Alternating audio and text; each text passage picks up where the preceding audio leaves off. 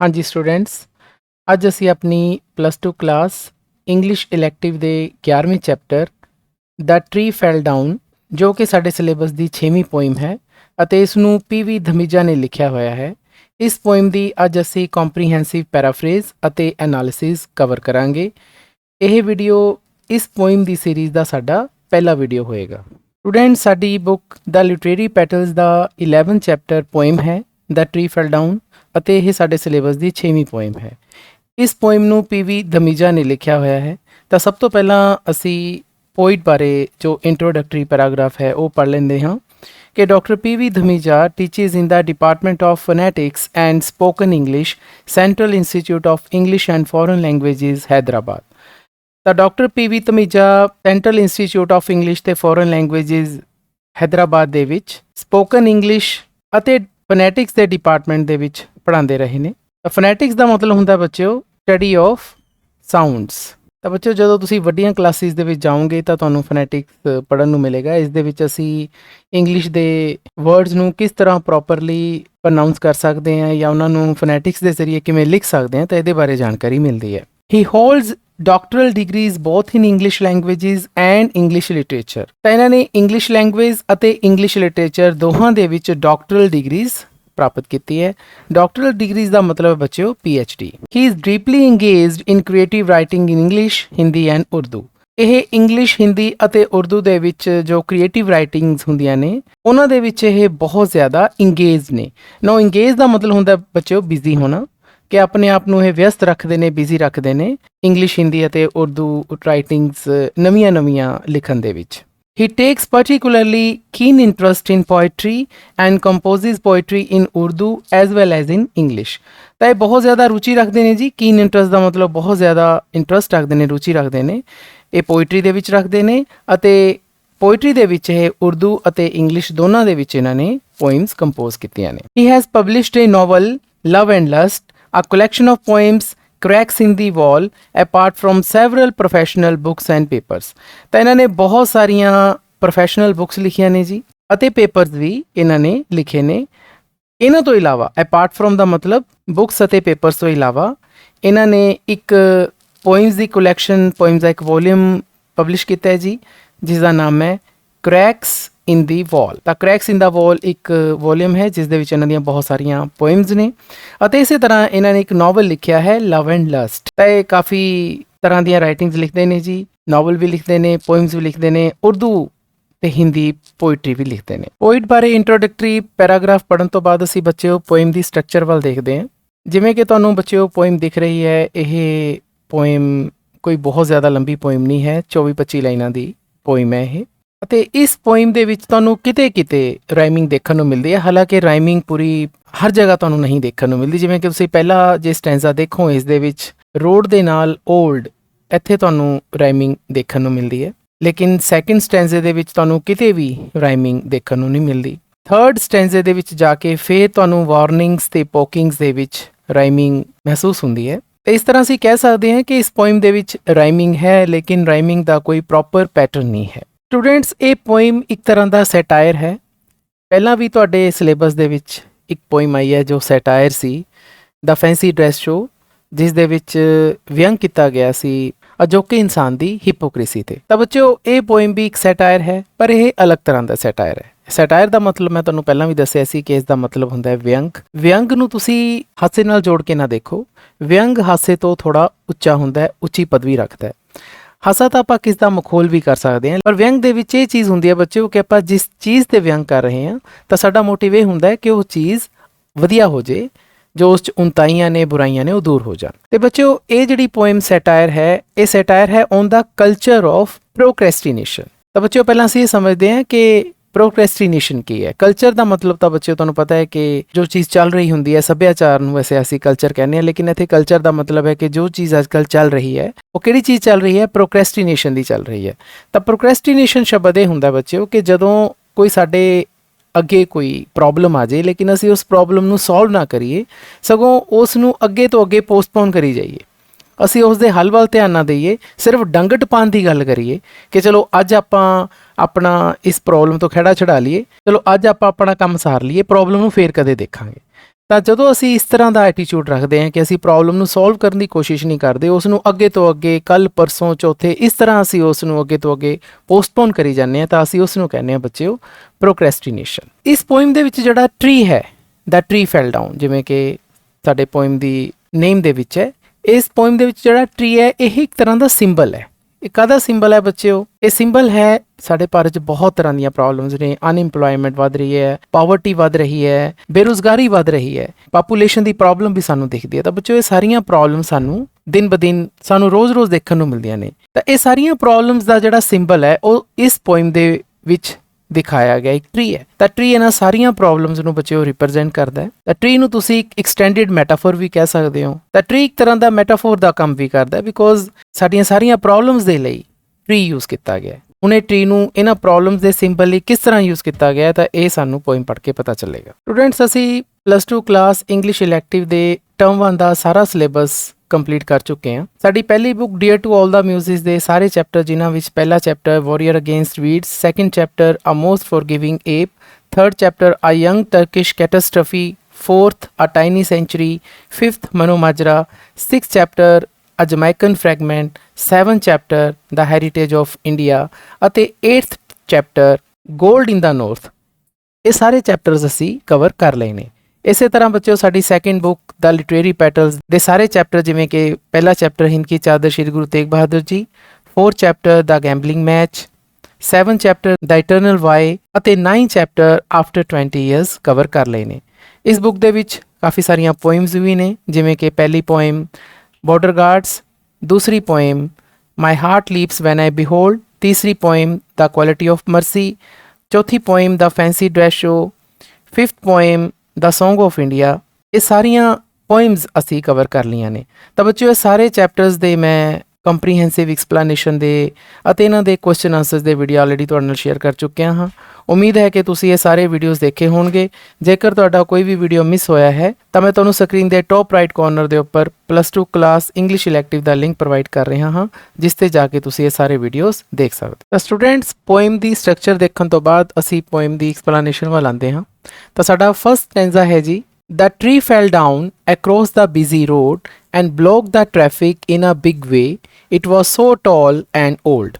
ਪਹਿਲੇ ਸਟੈਂਜ਼ੇ ਦੇ ਵਿੱਚ ਇੱਕ ਟਰੀ ਦੀ ਗੱਲ ਹੋ ਰਹੀ ਹੈ ਜੋ ਕਿ ਗਿਰ ਗਿਆ ਹੈ। ਫੈਲ ਡਾਊਨ ਦਾ ਮਤਲਬ ਨੀਚੇ ਗਿਰ ਗਿਆ ਉਹ, ਅਤੇ ਕਿੱਥੇ ਗਿਰਿਆ? ਅਕ੍ਰੋਸ ਦਾ ਬਿਜ਼ੀ ਰੋਡ, ਇੱਕ ਅਜਿਹੀ ਰੋਡ ਤੇ ਗਿਰ ਗਿਆ ਹੈ, ਬਿਲਕੁਲ ਵਿਚਕਾਰ ਗਿਰ ਗਿਆ, ਉਸਦੇ ਬਿਲਕੁਲ ਰੋਡ ਦੇ ਅਕ੍ਰੋਸ ਗਿਰ ਗਿਆ, ਮਤਲਬ ਇੱਕ ਪਾਸੇ ਤੋਂ ਦੂਜੇ ਪਾਸੇ ਤੱਕ ਉਹ ਗਿਰਿਆ ਹੋਇਆ, ਅਤੇ ਉਹ ਰੋਡ ਬਿਜ਼ੀ ਹੈ, ਮਤਲਬ ਉੱਥੇ ਕਾਫੀ ਜ਼ਿਆਦਾ ਲਾਂਘਾ ਰਹਿੰਦਾ ਹੈ, ਕਾਫੀ ਜ਼ਿਆਦਾ ਲੋਕਾਂ ਦੀ ਆਵਾਜਾਈ ਰਹਿੰਦੀ ਹੈ। ਉਸ ਬਿਜ਼ੀ ਰੋਡ ਦੇ ਉੱਪਰ ਉਹ ਟਰੀ ਗਿਰ ਗਿਆ ਹੈ। ਉਸਨੇ ਕੀ ਕਰਤਾ? ਬਲੌਕ ਦਾ ਟ੍ਰੈਫਿਕ ਨੂੰ ਨੈਚੁਰਲੀ ਉਸਨੇ ਬਲੌਕ ਕਰਤਾ, ਕਿਉਂਕਿ ਉਹ ਬਿਲਕੁਲ ਸੜਕ ਦੇ ਆਰ ਪਾਰ ਗਿਰਿਆ ਹੋਇਆ, ਅਤੇ ਉਸਨੇ ਸਾਰੀ ਟ੍ਰੈਫਿਕ ਨੂੰ ਇਨ ਅ ਬਿਗ ਵੇ, ਬਹੁਤ ਹੀ ਵੱਡੇ ਪੈਮਾਨੇ ਤੇ ਬਲੌਕ ਕੀਤਾ ਹੈ। ਇਨ ਅ ਬਿਗ ਵੇ ਬੱਚਿਓ ਫਰੇਜ਼ ਹੈ, ਇਸ ਦਾ ਮਤਲਬ ਹੁੰਦਾ ਹੈ ਟੂ ਅ ਗ੍ਰੇਟ ਐਕਸਟੈਂਟ ਜਾਂ ਹਾਈ ਡਿਗਰੀ, ਕਿ ਕਾਫੀ ਜ਼ਿਆਦਾ ਵੱਡੇ ਪੈਮਾਨੇ ਤੇ ਉਸਨੇ ਟ੍ਰੈਫਿਕ ਨੂੰ ਬਲੌਕ ਕਰਤਾ। ਇਸ ਦਾ ਮਤਲਬ ਇੱਥੇ ਟਰੀ ਤੋਂ ਹੀ ਹੈ ਕਿ ਟਰੀ ਕਾਫੀ ਜ਼ਿਆਦਾ ਲੰਬਾ ਸੀ ਅਤੇ ਕਾਫੀ ਜ਼ਿਆਦਾ ਪੁਰਾਣਾ ਸੀ। ਪਹਿਲੇ ਸਟੈਂਜ਼ੇ ਤੋਂ ਤਾਂ ਸਾਨੂੰ ਐ ਪਤਾ ਲੱਗਦਾ ਹੈ ਕਿ ਜਿਵੇਂ ਇੱਕ ਦਰਖਤ ਦੀ ਗੱਲ ਹੋ ਰਹੀ ਹੈ ਜਿਹੜਾ ਸੜਕ ਤੇ ਗਿਰ ਗਿਆ, ਜਿਸ ਨੇ ਟ੍ਰੈਫਿਕ ਬਲੌਕ ਕਰਤੀ ਤੇ ਕਾਫੀ ਜ਼ਿਆਦਾ ਵੱਡੀ ਮਾਤਰਾ 'ਚ ਉਸਨੇ ਟ੍ਰੈਫਿਕ ਬਲੌਕ ਕਰਤੀ। ਪਰ ਬੱਚਿਓ, ਮੈਂ ਜਿਵੇਂ ਤੁਹਾਨੂੰ ਦੱਸਿਆ ਹੈ ਕਿ ਇਹ ਪੋਇਮ ਇੱਕ ਸੈਟਾਇਰ ਹੈ ਤੇ ਟਰੀ ਇੱਥੇ ਇੱਕ ਸਿੰਬਲ ਹੈ ਕਿਸੇ ਵੀ ਸਾਡੀ ਭਾਰਤ ਦੇ ਵਿੱਚ ਮੌਜੂਦ ਪ੍ਰੋਬਲਮ ਦਾ। ਸਾਡੇ ਭਾਰਤ ਦੀ ਕੋਈ ਵੀ ਪ੍ਰੋਬਲਮ ਨੂੰ ਅਸੀਂ ਲੈ ਲਈਏ, ਮੰਨ ਲਓ ਇੱਥੇ ਬੇਰੁਜ਼ਗਾਰੀ ਦੀ ਪ੍ਰੋਬਲਮ ਨੂੰ ਹੀ ਲੈ ਲਈਏ।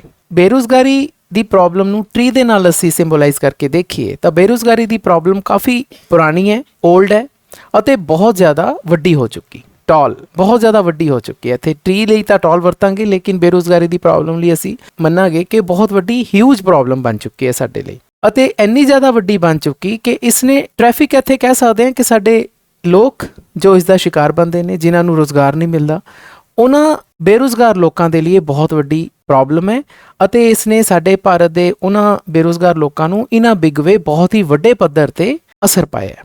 ਤਾਂ ਅਸੀਂ ਕਹਿ ਸਕਦੇ ਹਾਂ ਕਿ ਬੱਚਿਓ ਕਿ ਸਾਡੀ ਜਿਹੜੀ ਇਹ ਪ੍ਰੋਬਲਮ ਹੈ, ਇਸ ਨੂੰ ਸਿੰਬੋਲਾਈਜ਼ ਕੌਣ ਕਰ ਰਿਹਾ ਹੈ? ਇਹ ਟਰੀ ਕਰ ਰਿਹਾ ਹੈ। ਤਾਂ ਜੇਕਰ ਅਸੀਂ ਇਸ ਤਰੀਕੇ ਦੇ ਨਾਲ ਇਸ ਪੋਇਮ ਨੂੰ ਪੜ੍ਹਾਂਗੇ ਤਾਂ ਸਾਨੂੰ ਇਹ ਚੰਗੀ ਤਰ੍ਹਾਂ ਸਮਝ ਆਏਗਾ ਕਿ ਪੋਇਟ ਨੇ ਇਹ ਪੋਇਮ ਕਿਉਂ ਲਿਖੀ ਹੈ। ਪੋਇਟ ਨੇ ਇੱਕ ਟਰੀ ਦੇ ਗਿਰਨ ਦੇ ਨਾਲ ਸਾਡੇ ਭਾਰਤ ਦੇ ਵਿੱਚ ਮੌਜੂਦ ਪ੍ਰੋਬਲਮਾਂ ਦੇ ਉੱਪਰ ਵਿਅੰਗ ਕੀਤਾ ਹੈ। ਕਿਸ ਤਰੀਕੇ ਦਾ ਵਿਅੰਗ ਕੀਤਾ ਹੈ ਸਾਨੂੰ ਆਉਣ ਵਾਲੇ ਸਟੈਂਜ਼ਾਸ ਤੋਂ ਪਤਾ ਚੱਲੇਗਾ। Second stanza, that it could have been an oak, its skin was like a crocodile's। ਇੱਥੇ ਫੇਰ ਇਟ ਦਾ ਮਤਲਬ ਬੱਚਿਓ ਟਰੀ ਤੋਂ ਹੀ ਹੈ ਕਿ ਇਹ ਓਕ ਦਾ ਟਰੀ ਹੋ ਸਕਦਾ ਹੈ, ਓਕ ਦਾ ਦਰਖਤ ਹੋ ਸਕਦਾ ਹੈ। ਤਾਂ ਓਕ ਬੱਚਿਓ ਬਲੂਤ ਜਿਹੜਾ ਸਾਡਾ ਪੁਰਾਣਾ ਦਰਖਤ ਉਸ ਨੂੰ ਕਿਹਾ ਜਾਂਦਾ ਹੈ। ਅਤੇ ਇਸ ਦੀ ਜਿਹੜੀ ਸਕਿਨ ਸੀ, ਇੱਥੇ ਸਕਿਨ ਦਾ ਮਤਲਬ ਇਸ ਦੇ ਜਿਹੜੇ ਤਣੇ ਟਹਿਣੀਆਂ ਉਹਨਾਂ ਨੂੰ ਕਿਹਾ ਜਾ ਰਿਹਾ ਹੈ ਕਿ ਇਸ ਦੀ ਜਿਹੜੀ ਸਕਿਨ ਸੀ ਇਹ ਕ੍ਰੋਕੋਡਾਈਲ ਦੀ ਤਰ੍ਹਾਂ ਸੀ। ਤਾਂ ਕ੍ਰੋਕੋਡਾਈਲ ਦੀ ਬੇਟਾ ਜਿਹੜੀ ਸਕਿਨ ਹੁੰਦੀ ਹੈ ਬਹੁਤ ਹੀ ਜ਼ਿਆਦਾ ਰਫ ਹੁੰਦੀ ਹੈ ਅਤੇ ਡਾਰਕ ਹੁੰਦੀ ਹੈ। ਤਾਂ ਬਿਲਕੁਲ ਉਸੇ ਤਰ੍ਹਾਂ ਦੀ ਇੱਕ ਮਗਰਮੱਛ ਵਰਗੀ ਸਕਿਨ ਸੀ ਜੀ ਇਸ ਟਰੀ ਦੀ ਜਿਹੜਾ ਗਿਰਿਆ ਹੋਇਆ ਹੈ। And leaves pale and crisp like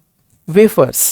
ਅਤੇ ਇਹਦੇ ਜਿਹੜੇ ਪੱਤੇ ਨੇ ਉਹ ਪੇਲ ਨੇ। ਪੇਲ ਦਾ ਮਤਲਬ ਹੁੰਦਾ ਬੱਚਿਓ ਜਿਹੜਾ ਕਲਰ ਬ੍ਰਾਈਟ ਨਾ ਹੋਵੇ, ਨੋਟ ਬ੍ਰਾਈਟ। ਅਤੇ ਕ੍ਰਿਸਪ ਦਾ ਮਤਲਬ ਹੁੰਦਾ ਬੱਚਿਓ ਕਰੰਚੀ। ਕਰੰਚੀ ਜਿਵੇਂ ਆਪਾਂ ਕਹਿ ਦਿੰਦੇ ਜਿਵੇਂ ਭੁਰਭੁਰੇ ਹੱਥ ਲਾਉਣ ਤੇ ਜਿਹੜੀ ਚੀਜ਼ ਟੁੱਟ ਜਾਂਦੀ ਹੈ ਉਸ ਨੂੰ ਅਸੀਂ ਕਰੰਚੀ ਕਹਿੰਦੇ ਹਾਂ। ਵੇਫਰਸ ਬੱਚਿਓ ਤੁਸੀਂ ਜ਼ਰੂਰ ਖਾਦੇ ਹੋਣਗੇ। ਇਹ ਥਿਨ ਜੇ ਬਿਸਕਿਟਸ ਹੁੰਦੇ ਨੇ, ਬੜੇ ਹੀ ਪਤਲੇ ਪਤਲੇ ਜੇ ਬਿਸਕਿਟਸ ਹੁੰਦੇ ਨੇ। ਆਮ ਤੌਰ ਤੇ ਜਿਹੜੀ ਅਸੀਂ ਆਈਸਕ੍ਰੀਮ ਖਾਂਦੇ ਹਾਂ ਕੋਨ ਦੇ ਵਿੱਚ, ਉਹਦੇ ਵਿੱਚ ਇਹ ਪਾ ਕੇ ਦਿੱਤੇ ਜਾਂਦੇ ਨੇ, ਉਹਨਾਂ ਨੂੰ ਅਸੀਂ ਵੇਫਰਸ ਕਹਿੰਦੇ ਹਾਂ। ਤਾਂ ਹੁਣ ਇੱਥੇ ਜਿਹੜੇ ਇਸਦੇ ਪੱਤੇ ਨੇ ਬੱਚਿਓ ਉਹਨਾਂ ਵੇਫਰਸ ਦੀ ਤਰ੍ਹਾਂ ਕਿਹਾ ਗਿਆ ਜਿਹੜੇ ਕਿ ਬੜੇ ਹੀ ਪੇਲ ਜੇ ਨੇ ਤੇ ਬੜੇ ਹੀ ਕ੍ਰਿਸਪ ਜੇ ਹੁੰਦੇ ਨੇ, ਬੜੇ ਕਰੰਚੀ ਹੁੰਦੇ ਨੇ ਤੇ ਬੜੇ ਹੀ ਲਾਈਟ ਜੇ ਕਲਰ 'ਚ ਹੁੰਦੇ ਨੇ। ਅਜਿਹੇ ਬਿਸਕਿਟਸ ਵਰਗੇ ਇਹਦੇ ਪੱਤੇ ਹੋਏ ਹੋਏ ਨੇ, ਮਤਲਬ ਇਹਨਾਂ ਨੂੰ ਅਸੀਂ ਹੱਥ ਲਾਈਏ ਨਾਲ ਦੀ ਨਾਲ ਹੀ ਇਹ ਟੁੱਟ ਜਾਂਦੇ ਨੇ। ਇਟ ਲੇ ਸਪਰੌਲਡ ਔਨ ਦਾ ਰੋਡ ਨਾਓ। ਹੁਣ ਇੱਥੇ ਫੇਰ ਇਟ ਦਾ ਮਤਲਬ ਟਰੀ ਤੋਂ ਹੀ ਹੈ ਕਿ ਇਹ ਸਪਰੌਲ ਦਾ ਮਤਲਬ ਹੁੰਦਾ ਬੱਚਿਓ ਕਿ ਵਿਛਿਆ ਪਿਆ, ਸਪਰੈਡ ਆਊਟ। ਇਹ ਸੜਕ ਦੇ ਉੱਪਰ ਵਿਛਿਆ ਪਿਆ ਜੀ, ਪੂਰਾ ਸਪਰੈਡ ਆਊਟ ਹੋ ਕੇ ਪਿਆ। ਲਾਈਕ ਅ ਕਰਾਊਡ ਆਫ ਰਾਸਤਾ ਰੋਕੋ ਹਾਇਰਲਿੰਗਸ। ਅਤੇ ਇਸ ਨੂੰ ਸੜਕ ਤੇ ਪਿਆ ਦੇਖ ਕੇ ਸਾਨੂੰ ਐਵੇਂ ਲੱਗਦਾ ਹੈ ਜਿਵੇਂ ਇੱਕ ਰਾਸਤਾ ਰੋਕੋ ਜਿਹੜੇ ਹਾਇਰਲਿੰਗਸ ਹੁੰਦੇ ਨੇ ਉਹਨਾਂ ਦਾ ਕਰਾਊਡ ਕਿਸੇ ਸੜਕ ਤੇ ਜਮਾ ਹੋਇਆ ਹੋਵੇ। ਇੱਥੇ ਕਰਾਊਡ ਦਾ ਮਤਲਬ ਬੱਚਿਓ ਭੀੜ ਨੂੰ ਕਿਹਾ ਜਾਂਦਾ ਹੈ। ਤੇ ਰਾਸਤਾ ਰੋਕੋ ਸ਼ਬਦ ਤੋਂ ਸਾਨੂੰ ਬੱਚਿਓ ਪਤਾ ਚੱਲ ਜਾਂਦਾ ਹੈ ਕਿ ਇਹ ਇੱਕ ਸਾਡੇ ਇੰਡੀਅਨ ਪੋਇਟ ਦੀ ਪੋਇਮ ਹੈ, ਕਿਉਂਕਿ ਰਾਸਤਾ ਰੋਕੋ ਸ਼ਬਦ ਹਿੰਦੀ ਦਾ ਸ਼ਬਦ ਹੈ। ਇੱਕ ਇੰਗਲਿਸ਼ ਪੋਇਟ ਤੋਂ ਅਸੀਂ ਰਾਸਤਾ ਰੋਕੋ ਵਰਗੇ ਸ਼ਬਦ ਪੋਇਮ ਦੇ ਵਿੱਚ ਲਿਖਣ ਦੀ ਐਕਸਪੈਕਟੇਸ਼ਨ ਨਹੀਂ ਕਰ ਸਕਦੇ। ਤਾਂ ਇੱਥੋਂ ਸਾਨੂੰ ਅੰਦਾਜ਼ਾ ਲੱਗਦਾ ਹੈ ਕਿ ਇਹ ਇੱਕ ਇੰਡੀਅਨ ਪੋਇਟ ਨੇ ਲਿਖਿਆ ਤੇ ਬਿਲਕੁਲ ਸਹੀ ਹੈ ਜੀ। ਪੀਵੀ ਧਮੀਜਾ ਜੀ ਇੰਡੀਅਨ ਪੋਇਟ ਨੇ, ਇਸੇ ਤਰ੍ਹਾਂ ਉਹਨਾਂ ਨੇ ਰਾਸਤਾ ਰੋਕੋ ਸ਼ਬਦ ਇੱਥੇ ਲਿਖਿਆ। ਹਾਇਰਲਿੰਗ ਦਾ ਮਤਲਬ ਹੁੰਦਾ ਬੱਚਿਓ ਕਿ ਅਜਿਹੇ ਪਰਸਨਸ ਜਿਨ੍ਹਾਂ ਨੂੰ ਪੈਸੇ ਦੇ ਕੇ ਲਿਆਂਦਾ ਜਾਵੇ, ਉਹਨਾਂ ਤੋਂ ਕੋਈ ਕੰਮ ਕਰਾਇਆ ਜਾਵੇ। ਤਾਂ ਇਸ ਲਾਈਨ ਦੇ ਵਿੱਚ ਇਹ ਕਿਹਾ ਗਿਆ ਹੈ ਕਿ ਇਹ ਦਰਖਤ ਸੜਕ ਤੇ ਪਿਆ ਅਤੇ ਐਂ ਲੱਗਦਾ ਜਿਵੇਂ ਕਿਸੇ ਰਾਸਤਾ ਰੋਕੋ ਅਭਿਆਨ ਦੇ ਤਹਿਤ ਬੰਦੇ ਆ ਗਏ ਹੋਣ ਤੇ ਰਸਤੇ 'ਚ ਜੰਮ ਕੇ ਹੜਤਾਲ ਤੇ ਬਹਿ ਗਏ ਹੋਣ ਤੇ ਉਹਨਾਂ ਨੇ ਰਸਤਾ ਰੋਕਤਾ ਹੋਵੇ। ਇੱਥੇ ਬੱਚਿਓ ਕਈ ਸਾਰੀਆਂ ਸਿਮਿਲੀਜ਼ ਯੂਜ਼ ਹੋਈਆਂ, ਜਿਵੇਂ ਕਿ ਇਸ ਸਟੈਂਜ਼ੇ ਦੀ ਦੂਸਰੀ ਲਾਈਨ ਦੇ ਵਿੱਚ ਸਕਿਨ ਨੂੰ ਕ੍ਰੋਕੋਡਾਈਲ ਦੀ ਸਕਿਨ ਦੇ ਨਾਲ ਲਾਈਕ ਲਗਾ ਕੇ ਕੰਪੈਰੀਜ਼ਨ ਕੀਤਾ ਗਿਆ ਹੈ। ਇਸੇ ਤਰ੍ਹਾਂ ਇਸ ਦਰਖਤ ਦੇ ਪੱਤਿਆਂ ਨੂੰ ਵੇਫਰਸ ਦੇ ਨਾਲ ਲਾਈਕ ਲਗਾ ਕੇ ਕੰਪੈਰੀਜ਼ਨ ਕੀਤਾ ਗਿਆ, ਤਾਂ ਇੱਥੇ ਵੀ ਸਿਮਿਲੀ ਯੂਜ਼ ਹੋਈ ਹੈ। ਤੇ ਇਸੇ ਤਰ੍ਹਾਂ ਬੱਚਿਓ ਪੂਰੇ ਟਰੀ ਨੂੰ ਰਾਸਤਾ ਰੋਕੋ ਹਾਇਰਲਿੰਗਸ ਦੇ ਨਾਲ ਲਾਈਕ ਲਗਾ ਕੇ ਕੰਪੈਰੀਜ਼ਨ ਕੀਤਾ ਗਿਆ। ਤਾਂ ਅਸੀਂ ਕਹਿ ਸਕਦੇ ਹਾਂ ਕਿ ਪੂਰੇ ਸਟੈਂਜ਼ੇ ਦੇ ਵਿੱਚ 3 ਵਾਰੀ ਸਿਮਿਲੀਜ਼ ਯੂਜ਼ ਹੋਈਆਂ ਨੇ। ਤਾਂ ਬੱਚਿਓ ਸਿਮਿਲੀਜ਼ ਮੈਂ ਤੁਹਾਨੂੰ ਬਹੁਤ ਹੀ ਡਿਟੇਲ ਦੇ ਵਿੱਚ ਆਪਣੇ ਪਹਿਲਾਂ ਵਾਲੇ ਵੀਡੀਓਜ਼ ਦੇ ਵਿੱਚ ਸਮਝਾਈ ਹੋਈ ਹੈ ਕਿ ਇਹ ਇੱਕ ਤਰ੍ਹਾਂ ਦਾ ਕੰਪੈਰੀਜ਼ਨ ਹੁੰਦਾ ਹੈ ਦੋ ਚੀਜ਼ਾਂ ਦੇ ਵਿੱਚ, ਅਤੇ ਦੋ ਚੀਜ਼ਾਂ ਦੇ ਵਿੱਚ ਕੰਪੈਰੀਜ਼ਨ ਕਰਦੇ ਹੋਏ ਅਸੀਂ ਲਾਈਕ ਜਾਂ ਐਜ਼ ਲਗਾ ਕੇ ਤੁਲਨਾ ਕਰਦੇ ਹਾਂ। ਤਾਂ ਇਸੇ ਸਟੈਂਜ਼ੇ ਨੂੰ ਬੱਚਿਓ ਅਸੀਂ ਹੁਣ ਦੂਸਰੇ ਤਰੀਕੇ ਦੇ ਨਾਲ, ਸੈਟਾਇਰ ਦੇ ਤਰੀਕੇ ਦੇ ਨਾਲ ਵੀ ਦੇਖ ਸਕਦੇ ਹਾਂ। ਹੁਣ ਕੋਈ ਪ੍ਰੋਬਲਮ ਹੁੰਦੀ ਹੈ ਬੱਚਿਓ, ਉਹ ਵੀ ਬਹੁਤ ਜ਼ਿਆਦਾ ਕ੍ਰੋਕੋਡਾਈਲ ਵਰਗੀ ਖਤਰਨਾਕ ਜੀ ਬਣ ਜਾਂਦੀ ਹੈ। ਹੁਣ ਮੰਨ ਲਓ ਅਸੀਂ ਕੋਈ ਪ੍ਰੋਬਲਮ ਲੈਂਦੇ ਹਾਂ, ਜਿਵੇਂ ਅਸੀਂ ਅਨਐਮਪਲੋਇਮੈਂਟ ਦੀ ਪ੍ਰੋਬਲਮ ਲੈ ਕੇ ਚੱਲ ਰਹੇ ਹਾਂ, ਤਾਂ ਸਾਨੂੰ ਪਤਾ ਹੈ ਕਿ ਅਨਐਮਪਲੋਇਮੈਂਟ ਦੀ ਪ੍ਰੋਬਲਮ ਕਿੰਨੀ ਜ਼ਿਆਦਾ ਵਿਕਰਾਲ ਬਣ ਚੁੱਕੀ ਹੈ ਅੱਜ ਦੇ ਜ਼ਮਾਨੇ 'ਚ। ਕ੍ਰੋਕੋਡਾਈਲ ਜਿਵੇਂ ਖਤਰਨਾਕ ਹੁੰਦਾ ਹੈ, ਇਸੇ ਤਰ੍ਹਾਂ ਸਾਡੀ ਇਹ ਅਨਐਮਪਲੋਇਮੈਂਟ ਦੀ ਪ੍ਰੋਬਲਮ ਸਾਡੇ ਸਾਹਮਣੇ ਇੱਕ ਖਤਰਨਾਕ ਰੂਪ ਧਾਰਨ ਕਰੀ ਬੈਠੀ ਹੈ। ਅਤੇ ਇਹ ਇੰਨੀ ਜ਼ਿਆਦਾ ਫੈਲੀ ਹੋਈ ਹੈ ਕਿ ਇਸ ਦੀ ਆੜ ਦੇ ਵਿੱਚ ਕਈ ਲੋਕ ਧਰਨੇ ਵੀ ਲਾਉਂਦੇ ਨੇ। ਉਹਨਾਂ ਦੇ ਵਿੱਚੋਂ ਕੁਝ ਧਰਨੇ ਸਹੀ ਵੀ ਹੁੰਦੇ ਨੇ ਅਤੇ ਕੁਝ ਧਰਨਿਆਂ ਦੇ ਵਿੱਚ ਅਜਿਹੇ ਲੋਕ ਵੀ ਆ ਜਾਂਦੇ ਨੇ ਜਿਨ੍ਹਾਂ ਨੂੰ ਪੈਸੇ ਦੇ ਕੇ ਲਿਆਂਦਾ ਜਾਂਦਾ ਹੈ ਸਰਕਾਰ ਦੇ ਖਿਲਾਫ ਮੁਜ਼ਾਹਰੇਬਾਜ਼ੀ ਕਰਨ ਦੇ ਲਈ। ਤਾਂ ਬੱਚਿਓ ਇਹ ਪੂਰੀ ਪੋਇਮ ਇਸੇ ਤਰੀਕੇ ਦੇ ਹਿਸਾਬ ਨਾਲ ਲਿਖੀ ਗਈ ਹੈ ਕਿ ਇਹ ਇੱਕ ਵਿਅੰਗ ਹੈ, ਇੱਕ ਸੈਟਾਇਰ ਹੈ। ਤਾਂ ਸਟੂਡੈਂਟਸ ਤੁਹਾਡੇ ਪੋਇਮ ਦੇ ਟੈਕਸਟ ਦੇ ਐਂਡ ਤੇ ਗਲੋਸਰੀ ਐਂਡ ਨੋਟਸ ਦਿੱਤੇ ਹੋਏ ਨੇ, ਆਪਾਂ ਉਹ ਵੀ ਪੜ੍ਹ ਲੈਂਦੇ ਹਾਂ। ਤਾਂ 7ਵੀਂ ਲਾਈਨ ਦੇ ਵਿੱਚ ਬੱਚਿਓ ਵੇਫਰਸ ਆਇਆ, ਤਾਂ ਤੁਹਾਨੂੰ ਮੈਂ ਦੱਸਿਆ ਕਿ ਬਹੁਤ ਹੀ ਪਤਲੇ ਜੇ ਸਵੀਟ ਜੇ ਬਿਸਕਿਟਸ ਹੁੰਦੇ ਨੇ ਜਿਨ੍ਹਾਂ ਨੂੰ ਆਈਸਕ੍ਰੀਮ ਦੇ ਵਿੱਚ ਪਾ ਕੇ ਅਸੀਂ ਖਾਂਦੇ ਹਾਂ, ਤਾਂ ਉਹਨਾਂ ਨੂੰ ਅਸੀਂ ਕਹਿੰਦੇ ਹਾਂ ਵੇਫਰਸ। ਤੇ 8ਵੀਂ ਲਾਈਨ ਦੇ ਵਿੱਚ ਬੱਚਿਓ ਸਪਰੌਲ ਸ਼ਬਦ ਆਇਆ ਹੈ, laying across the road with branches spread out on right and left. ਤਾਂ ਬਿਲਕੁਲ ਸਪਰਾਲ ਦਾ ਮਤਲਬ ਅਸੀਂ ਸਪਰੈਡ ਆਊਟ ਲਿਖ ਸਕਦੇ ਹਾਂ। ਤਾਂ ਬੱਚਿਓ ਇਹ ਦਰਖਤ ਪੂਰੀ ਸੜਕ ਦੇ ਉੱਪਰ ਵਿਛਿਆ ਹੋਇਆ ਹੈ, ਇਸ ਦੀਆਂ ਜਿਹੜੀਆਂ ਟਹਿਣੀਆਂ ਨੇ ਅਤੇ ਇਸ ਦੇ ਜਿਹੜੇ ਪੱਤੇ ਨੇ ਉਹ ਸੱਜੇ ਖੱਬੇ ਬਿਖਰੇ ਹੋਏ ਨੇ, ਪੂਰੇ ਸੜਕ ਤੇ ਸਾਨੂੰ ਇਹ ਪਿਆ ਹੋਇਆ ਦਿਖਦਾ ਹੈ। Third stanza, for years it had stood leaning above the road। ਸਾਲਾਂ ਤੋਂ ਇਟ ਦਾ ਮਤਲਬ ਫੇਰ ਟਰੀ ਨੂੰ ਕਿਹਾ ਗਿਆ ਹੈ, ਇਹ ਸੜਕ ਦੇ ਉੱਪਰ ਝੁਕਿਆ ਰਿਹਾ ਹੈ। ਲੀਨ ਦਾ ਮਤਲਬ ਹੁੰਦਾ ਬੱਚਿਓ ਝੁਕਣਾ, ਕਿ ਸੜਕ ਦੇ ਉੱਪਰ ਇਹ ਝੁਕਿਆ ਰਿਹਾ ਹੈ ਕਾਫੀ ਸਾਲਾਂ ਤੋਂ। ਇਹਦਾ ਮਤਲਬ ਇਹ ਕਦੇ ਵੀ ਗਿਰ ਸਕਦਾ ਸੀ, ਸਟ੍ਰੇਟ ਨਹੀਂ ਸੀ ਖੜਾ, ਝੁਕਿਆ ਹੋਇਆ ਖੜਾ ਸੀ। none bothered about its bristly warnings। ਨਨ ਦਾ ਮਤਲਬ ਕਿਸੇ ਨੇ ਵੀ ਬੋਦਰ ਨਹੀਂ ਕੀਤਾ, ਧਿਆਨ ਨਹੀਂ ਦਿੱਤਾ ਕਿ ਇਸ ਦੀਆਂ ਬ੍ਰਿਸਲੀ ਵਾਰਨਿੰਗਸ ਵੱਲ ਧਿਆਨ ਦਿੱਤਾ ਜਾਵੇ। ਇਟਸ ਦਾ ਮਤਲਬ ਫਿਰ ਦਰਖਤ ਨੂੰ ਹੀ ਕਿਹਾ ਗਿਆ। ਬ੍ਰਿਸਲੀ ਦਾ ਮਤਲਬ ਹੁੰਦਾ ਬੱਚਿਓ ਸ਼ੋਅ ਕਰਨ ਵਾਲੀਆਂ। ਬ੍ਰਿਸਲੀ ਦਾ ਮਤਲਬ ਬੱਚਿਓ ਤੁਹਾਡਾ ਗਲੋਸਰੀ 'ਚ ਲਿਖਿਆ ਹੋਇਆ ਹੈ। 11ਵੀਂ ਲਾਈਨ ਦੇ ਵਿੱਚ ਬ੍ਰਿਸਲੀ ਸ਼ਬਦ ਆਇਆ ਜੀ, ਪ੍ਰਿਕਲੀ ਰਫ ਫੁੱਲ ਆਫ ਬ੍ਰਿਸਲਸ। ਜਿਹੜੇ ਬੱਚਿਓ ਕੰਡੇ ਹੁੰਦੇ ਆ ਨਾ, ਥੌਰਨਸ, ਤਾਂ ਥੌਰਨਸ ਨੂੰ ਬ੍ਰਿਸਲਸ ਕਿਹਾ ਜਾਂਦਾ ਹੈ। ਤੇ ਜੇ ਅਸੀਂ ਇਸ ਦੀ ਐਡਜੈਕਟਿਵ ਬਣਾ ਲਈਏ ਥੌਰਨੀ, ਤਾਂ ਇਹਦਾ ਮਤਲਬ ਹੋ ਗਿਆ ਬ੍ਰਿਸਲੀ। ਤਾਂ ਇਹਦੀਆਂ ਜਿਹੜੀਆਂ ਕੰਡਿਆਂ ਵਾਲੀਆਂ ਵਾਰਨਿੰਗ ਸੀ ਉਹਨਾਂ ਵੱਲ ਕਿਸੇ ਨੇ ਵੀ ਧਿਆਨ ਨਹੀਂ ਦਿੱਤਾ, ਕਿਉਂਕਿ ਝੁਕਿਆ ਹੋਇਆ ਸੀ ਤਾਂ ਆਉਂਦੇ ਜਾਂਦੇ ਲੋਕਾਂ ਦੇ ਰਾਹਗੀਰਾਂ ਦੇ ਇਸ ਦੇ ਕੰਡੇ ਲੱਗਦੇ ਹੋਣੇ, ਲੇਕਿਨ ਉਹ ਜਿਹੜੀਆਂ ਵਾਰਨਿੰਗ ਸੀਗੀਆਂ ਉਹਨਾਂ ਵੱਲ ਕਿਸੇ ਨੇ ਵੀ ਧਿਆਨ ਨਹੀਂ ਦਿੱਤਾ। Which often well so feeble and gentle, ਕਿਉਂਕਿ ਇਹ ਜਿਹੜੀਆਂ ਵਾਰਨਿੰਗ ਸੀਗੀਆਂ ਬੜੀਆਂ ਹੀ ਫੀਬਲ ਜੀਆਂ ਸੀ। ਫੀਬਲ ਦਾ ਮਤਲਬ ਹੁੰਦਾ ਬੱਚਿਓ ਵੀਕ, ਤੁਹਾਡੀ ਗਲੋਸਰੀ 'ਚ ਵੀ ਲਿਖਿਆ ਹੋਇਆ। 12ਵੀਂ ਲਾਈਨ ਦੇ ਵਿੱਚ ਫੀਬਲ ਸ਼ਬਦ ਆਇਆ ਹੈ, ਵੀਕ, ਡਿਮ ਐਂਡ ਸੌਫਟ। ਆ ਜਿਹੜੀ ਕਮਜ਼ੋਰ ਜੀ ਚੀਜ਼ ਹੁੰਦੀ ਹੈ ਅਸੀਂ ਉਸ ਨੂੰ ਫੀਬਲ ਕਹਿੰਦੇ ਹਾਂ। ਅਤੇ ਜੈਂਟਲ ਮਤਲਬ ਪਿਆਰ ਭਰੀਆਂ, ਪਿਆਰ ਜੇ ਵਾਲੀਆਂ, ਹਲਕੀ ਜੀਆਂ। ਹਲਕੀਆਂ ਜਿਹੜੀਆਂ ਵਾਰਨਿੰਗਾਂ ਸੀਗੀਆਂ, ਕਮਜ਼ੋਰ ਜੀਆਂ ਵਾਰਨਿੰਗਾਂ ਸੀਗੀਆਂ, ਉਹਨਾਂ ਵੱਲ ਕਿਸੇ ਨੇ ਧਿਆਨ ਨਹੀਂ ਦਿੱਤਾ। ਇਹ ਵਾਰਨਿੰਗਸ ਕਿਹੜੀਆਂ ਸੀ? ਕਿਸੇ ਰਾਹਗੀਰ ਨੂੰ ਕੋਈ ਕੰਡਾ ਲੱਗ ਜਾਂਦਾ ਸੀ ਜਾਂ ਉਸ ਦੇ ਨਾਲ ਕੋਈ ਟਹਿਣੀ ਛੂਹ ਜਾਂਦੀ ਸੀ, ਕਿਉਂਕਿ ਝੁਕਿਆ ਹੋਇਆ ਸੀ, ਤਾਂ ਇਹ ਫੀਬਲ ਜੀਆਂ ਵਾਰਨਿੰਗ ਸੀ, ਕਿਸੇ ਨੇ ਧਿਆਨ ਨਹੀਂ ਦਿੱਤਾ। that they must have been taken as playful pokings, ਐਂ ਲੱਗਦਾ ਸੀ ਕਿ ਉਹਨਾਂ ਨੇ, ਇੱਥੇ ਦੇ ਦਾ ਮਤਲਬ ਉਹਨਾਂ ਲੋਕਾਂ ਦੇ ਲਈ ਇਹ ਵਰਡ ਯੂਜ਼ ਹੋਇਆ ਹੈ ਜਿਨ੍ਹਾਂ ਨੇ ਇਹ ਫੀਬਲ ਜੀਆਂ ਵਾਰਨਿੰਗ, ਹਲਕੀਆਂ ਜਿਹੀਆਂ ਵਾਰਨਿੰਗ ਮਹਿਸੂਸ ਕੀਤੀਆਂ ਸੀ, ਅਤੇ ਉਹਨਾਂ ਨੇ ਇਹਨਾਂ ਵਾਰਨਿੰਗਸ ਨੂੰ ਕੀ ਮੰਨਿਆ? ਪਲੇਫੁਲ ਪੋਕਿੰਗਸ।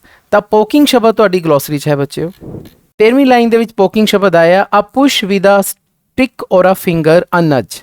ਸਪੋਜ਼ ਕਰੋ ਆਪਾਂ ਕਿਸੇ ਨੂੰ ਥੋੜ੍ਹਾ ਜਿਹਾ ਛੇੜਖਾਨੀ ਕਰ ਦਈਏ ਕਿਸੇ ਦੇ ਨਾਲ, ਕਿਸੇ ਛੋਟੀ ਜਿਹੀ ਸੋਟੀ ਦੇ ਨਾਲ ਜਾਂ ਫਿੰਗਰ ਦੇ ਨਾਲ ਹੀ ਆਪਾਂ ਉਸ ਨੂੰ ਛੇੜੀਏ, ਤਾਂ ਅਸੀਂ ਉਸ ਨੂੰ ਪੋਕ ਕਰਨਾ ਕਹਿੰਦੇ ਹਾਂ। ਤਾਂ ਬੱਚਿਓ ਜਿਹੜੀਆਂ ਐਪਸ ਅੱਜ ਕੱਲ੍ਹ ਚੱਲੀਆਂ ਹੋਈਆਂ ਫੇਸਬੁੱਕ ਵਰਗੀਆਂ, ਉਹਨਾਂ ਦੇ ਵਿੱਚ ਵੀ ਫਰੈਂਡਸ ਇੱਕ ਦੂਜੇ ਨੂੰ ਪੋਕ ਕਰਦੇ ਆ, ਤਾਂ ਤੁਸੀਂ ਜਾਣਦੇ ਹੋਣਾ ਪੋਕ ਦਾ ਮਤਲਬ ਕੀ ਹੈ।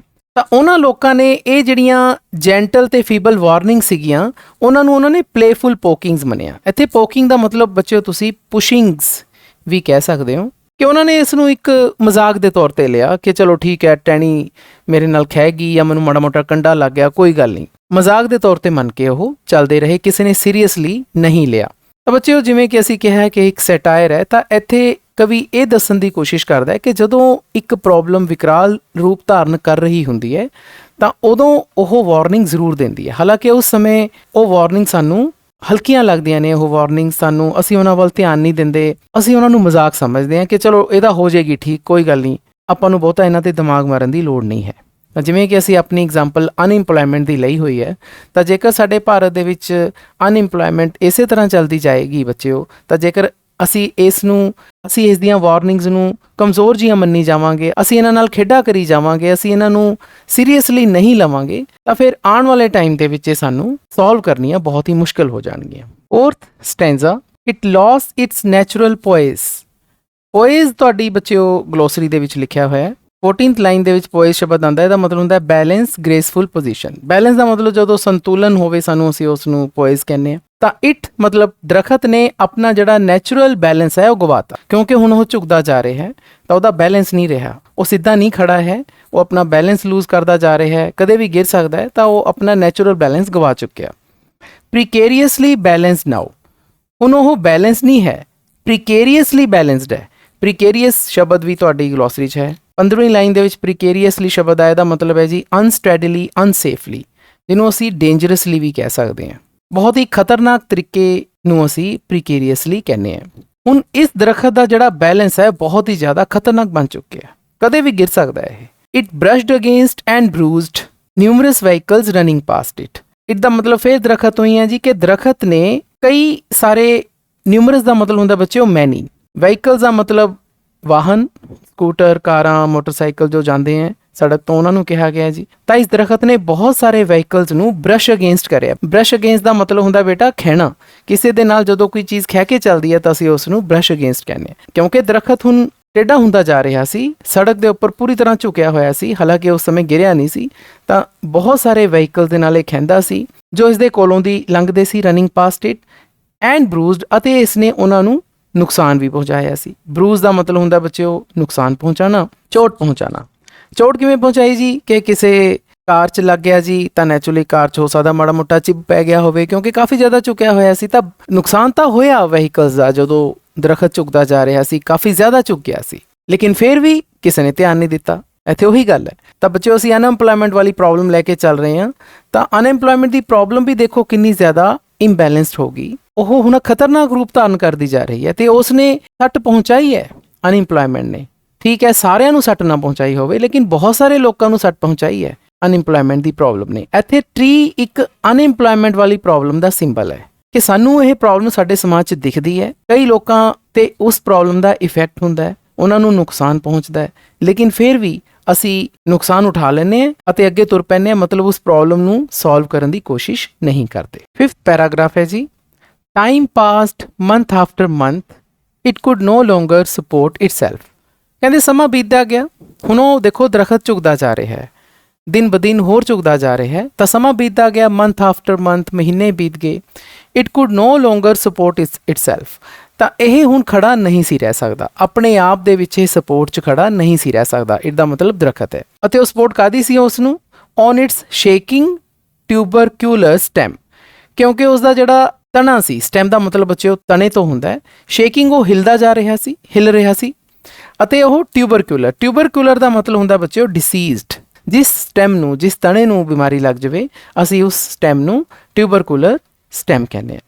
ਕਿਉਂਕਿ ਇਸ ਦਾ ਤਣਾ ਮਜ਼ਬੂਤ ਨਹੀਂ ਰਿਹਾ, ਉਸ ਨੂੰ ਬਿਮਾਰੀ ਲੱਗੀ ਹੋਈ ਸੀ, ਤਾਂ ਇਹ ਹੁਣ ਝੁਕਦਾ ਜਾ ਰਿਹਾ ਸੀ ਅਤੇ ਇਹ ਹੁਣ ਆਪਣੇ ਤਣੇ ਦੀ ਸਪੋਰਟ 'ਤੇ ਨਹੀਂ ਸੀ ਖੜ ਸਕਦਾ। ਤਾਂ ਫਿਰ ਐਂਡ 'ਚ ਹੋਇਆ ਕਿ ਐਂਡ ਕੇਮ ਕ੍ਰੈਸ਼ਿੰਗ ਡਾਊਨ, ਅਤੇ ਇਹ ਕ੍ਰੈਸ਼ ਡਾਊਨ ਹੋ ਗਿਆ। ਕ੍ਰੈਸ਼ ਡਾਊਨ ਦਾ ਮਤਲਬ ਹੁੰਦਾ ਬੱਚੇ ਫਾਲ ਡਾਊਨ, ਕਿ ਇਹ ਨੀਚੇ ਗਿਰ ਗਿਆ, ਕਿਉਂਕਿ ਤਣੇ ਤੋਂ ਇਸ ਦਾ ਭਾਰ ਝੱਲਿਆ ਨਹੀਂ ਗਿਆ ਅਤੇ ਇਹ ਸੜਕ ਦੇ ਉੱਪਰ ਗਿਰ ਗਿਆ। ਤਾਂ ਇਸੇ ਤਰ੍ਹਾਂ ਬੱਚਿਓ ਜਦੋਂ ਪ੍ਰੋਬਲਮ ਇੱਕ ਅਜਿਹਾ ਰੂਪ ਧਾਰਨ ਕਰ ਜਾਂਦੀ ਹੈ, ਕੋਈ ਸੋਸ਼ਲ ਪ੍ਰੋਬਲਮ ਇੱਕ ਅਜਿਹਾ ਵਿਕਰਾਲ ਰੂਪ ਧਾਰਨ ਕਰ ਜਾਂਦੀ ਹੈ, ਅਸੀਂ ਉਸ ਦਾ ਕੋਈ ਸੋਲੂਸ਼ਨ ਨਹੀਂ ਲੱਭਦੇ, ਅਸੀਂ ਉਸ ਵੱਲ ਧਿਆਨ ਨਹੀਂ ਦਿੰਦੇ, ਤਾਂ ਫਿਰ ਇਹ ਸਾਡੇ ਉੱਪਰ ਆ ਕੇ ਗਿਰਦੀ ਹੈ, ਤੇ ਇਸ ਤਰੀਕੇ ਨਾਲ ਆ ਕੇ ਗਿਰਦੀ ਹੈ ਕਿ ਸਾਨੂੰ ਬਚਣ ਦਾ ਮੌਕਾ ਨਹੀਂ ਮਿਲਦਾ। ਤਾਂ ਬਿਲਕੁਲ ਐਵੇਂ ਹੀ ਇਸ ਟਰੀ ਨਾਲ ਹੋਇਆ। ਤਾਂ ਇੱਥੇ ਜਿਹੜਾ ਟਰੀ ਹੈ ਉਹ ਇੱਕ ਸਿੰਬਲ ਹੈ ਉਸ ਪ੍ਰੋਬਲਮ ਦੀ ਤਰ੍ਹਾਂ, ਜਿਸ 'ਤੇ ਧਿਆਨ ਨਹੀਂ ਦਿੱਤਾ ਗਿਆ, ਜਿਸ ਦਾ ਸੋਲੂਸ਼ਨ ਨਹੀਂ ਲੱਭਿਆ ਗਿਆ, ਉਹ ਵਿਕਰਾਲ ਰੂਪ ਧਾਰਨ ਕਰੀ ਗਈ ਅਤੇ ਅੰਤ ਉਸ ਦੇ ਪੈਰ ਉਖੜ ਗਏ ਅਤੇ ਉਹ ਸਾਰੀ ਪਬਲਿਕ ਦੇ ਉੱਪਰ ਬੋਝ ਬਣ ਕੇ ਗਿਰੀ, ਇੱਕ ਆਫਤ ਬਣ ਕੇ ਗਿਰੀ। ਸਟੂਡੈਂਟਸ, ਮੈਂ +1 ਅਤੇ +2 ਕਲਾਸਿਸ ਦੇ ਜਨਰਲ ਇੰਗਲਿਸ਼ ਅਤੇ ਇਲੈਕਟਿਵ ਇੰਗਲਿਸ਼ ਦੇ ਬਹੁਤ ਸਾਰੇ ਵੀਡੀਓਜ਼ ਬਣਾਏ ਹੋਏ ਹਨ। ਇਹਨਾਂ ਵੀਡੀਓਜ਼ ਨੂੰ ਦੇਖਣ ਦੇ ਲਈ ਤੁਸੀਂ YouTube ਦੀ ਸਰਚ ਬਾਰ 'ਤੇ ਜਾ ਕੇ ਦੀਪਕ Sood love learning to lead type ਕਰੋ। ਰਿਜ਼ਲਟ ਵਿੱਚ ਆਈ ਪਹਿਲੀ ਸਾਈਟ 'ਤੇ ਦੀਪਕ ਸੂਦ 'ਤੇ ਜਾ ਕੇ ਕਲਿੱਕ ਕਰੋ। ਤਾਂ ਇਸ ਤਰ੍ਹਾਂ ਤੁਸੀਂ ਚੈਨਲ 'ਤੇ ਪਹੁੰਚ ਜਾਵੋਗੇ, ਜਿੱਥੇ ਤੁਸੀਂ ਵੀਡੀਓਜ਼ ਦਾ ਇੱਕ ਸੈਕਸ਼ਨ ਦੇਖੋਗੇ। ਵੀਡੀਓਜ਼ 'ਤੇ ਕਲਿੱਕ ਕਰੋ, ਤੁਹਾਨੂੰ ਮੇਰੀਆਂ ਬਣਾਈਆਂ ਹੋਈਆਂ ਸਾਰੀਆਂ ਵੀਡੀਓਜ਼ ਤੁਹਾਨੂੰ ਮਿਲ ਜਾਣਗੀਆਂ। ਇਸ ਦੇ ਵਿੱਚ +1 +2 ਦੀਆਂ ਸਾਰੀਆਂ ਕਲਾਸਿਸ ਦੀਆਂ ਜੋ ਮੈਂ ਵੀਡੀਓਜ਼ ਬਣਾਈਆਂ ਹਨ ਉਹ ਸ਼ਾਮਿਲ ਹਨ। ਪਲੇਲਿਸਟ ਵਾਲੇ ਸੈਕਸ਼ਨ 'ਤੇ ਜਾ ਕੇ ਤੁਸੀਂ ਸਾਰੀਆਂ ਪਲੇਲਿਸਟ ਪ੍ਰਾਪਤ ਕਰ ਪਾਓਗੇ, ਜਿਵੇਂ ਕਿ ਕਲਾਸ 12 ਦੀ ਪਲੇਲਿਸਟ ਚੌਥੇ ਨੰਬਰ 'ਤੇ ਹੈ। ਇਸ 'ਤੇ ਤੁਸੀਂ ਜਾ ਕੇ ਜਦੋਂ ਵਿਊ ਫੁੱਲ ਪਲੇਲਿਸਟ ਕਰੋਗੇ ਤਾਂ ਤੁਹਾਨੂੰ ਕਲਾਸ 12 ਦੀਆਂ ਸਾਰੀਆਂ ਵੀਡੀਓਜ਼ ਮਿਲ ਜਾਣਗੀਆਂ। ਇਸੇ ਤਰ੍ਹਾਂ ਤੁਸੀਂ ਬਾਕੀ ਕਲਾਸ 11 ਉਹਨਾਂ ਦੀ ਪਲੇਲਿਸਟ 'ਤੇ ਜਾ ਕੇ ਸਾਰੀਆਂ ਵੀਡੀਓਜ਼ ਪ੍ਰਾਪਤ ਕਰ ਸਕਦੇ ਹੋ। ਅਤੇ ਇਸੇ ਤਰ੍ਹਾਂ ਮੈਂ ਕਲਾਸ 11 ਅਤੇ ਕਲਾਸ 12 ਦੀਆਂ ਗ੍ਰਾਮਰ ਦੀਆਂ ਵੀਡੀਓ ਲਿਸਟ ਬਣਾਈ ਹੋਈ ਹੈ, ਤਾਂ ਉਹ ਸਾਰੀਆਂ ਵੀਡੀਓਜ਼ ਤੁਹਾਨੂੰ ਪ੍ਰਾਪਤ ਹੋ ਜਾਣਗੀਆਂ। ਅਤੇ ਇੱਕ ਪਲੇਲਿਸਟ ਇੰਗਲਿਸ਼ ਇਲੈਕਟਿਵ ਕਲਾਸ 11 ਦੀ ਵੀ ਹੈ, ਅਤੇ ਉਸ ਦੇ ਵਿੱਚ ਤੁਹਾਨੂੰ ਸਾਰੀਆਂ ਕਲਾਸ 11 ਦੀਆਂ ਪਲੇਲਿਸਟ ਪ੍ਰਾਪਤ ਹੋ ਜਾਣਗੀਆਂ। ਤਾਂ ਮੈਂ ਤੁਹਾਨੂੰ ਸਾਰਿਆਂ ਨੂੰ ਅਪੀਲ ਕਰਦਾ ਹਾਂ ਕਿ ਇੱਕ ਵਾਰ ਤੁਸੀਂ Deepak Sood love learning to lead channel 'ਤੇ ਜ਼ਰੂਰ ਵਿਜ਼ਿਟ ਕਰੋ। 6th and last stanza, like a skyscraper in an earthquake. ਤਾਂ ਬੱਚਿਓ ਇਹ ਲਾਈਨ ਐਕਚੁਅਲੀ ਇਸ ਤੋਂ ਪਹਿਲਾਂ ਵਾਲੇ ਸਟੈਂਜ਼ੇ ਦੀ ਲਾਸਟ ਲਾਈਨ ਦੇ ਨਾਲ ਜੁੜਦੀ ਹੈ। ਤਾਂ ਸਾਨੂੰ ਪਤਾ ਲੱਗਿਆ ਸੀ ਕਿ ਹੁਣ ਇਹ ਜਿਹੜਾ ਦਰਖਤ ਹੈ ਇਹ ਕ੍ਰੈਸ਼ ਡਾਊਨ ਹੋ ਗਿਆ, ਨੀਚੇ ਗਿਰ ਗਿਆ। ਕਿਵੇਂ ਨੀਚੇ ਗਿਰਿਆ? Like a skyscraper in an earthquake.